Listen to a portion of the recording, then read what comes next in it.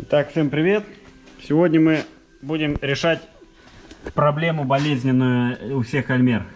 То есть многие, кто ездит на Альмере, сталкиваются с тем, что у них там с правой стороны, в основном с правой, мы уже 3 машины таких сделали, и все это правая сторона.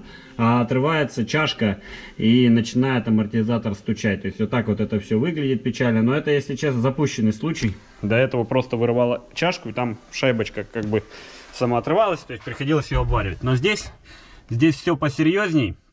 В общем, что в таких случаях делать?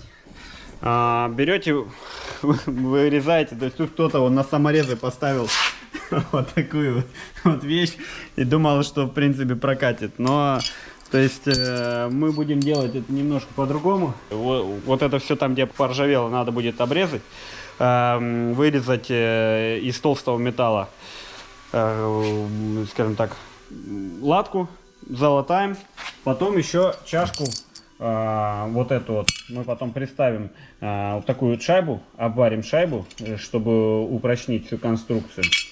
И вот таким вот образом мы будем устранять вот эту вот проблему. В общем, что, сейчас вырезаем тогда заплатку и обвариваем. Ну и так, обварили мы все. То есть, смотрите, сейчас я сниму. Это изнутри, то есть лежит такая мощавая пластина, можно по отверстию посмотреть. То есть она обварена и с этой стороны, и со стороны арки. Сейчас поверх нее лежит эпоксид. Ну, соответственно, естественно, расчищайте это все. И, ну, у нас есть пескоструй, кстати, посмотрите видео про пескоструй, классная вещь, с пылесосом очень удобно. То есть, и пескоструем это все, и сварка тогда получше ложится. Потом, вот это все эпоксидится, и, соответственно, антикурится. Все, теперь точно ничего не отвалится, будет держаться. То есть, в принципе, проблему мы устранили. Если у вас такая же, ну, случается, то есть в основном здесь чисто шайба отрывается. Ее можно, то есть, расчистить и обварить, и снизу сделать утолщение еще одной шайбой.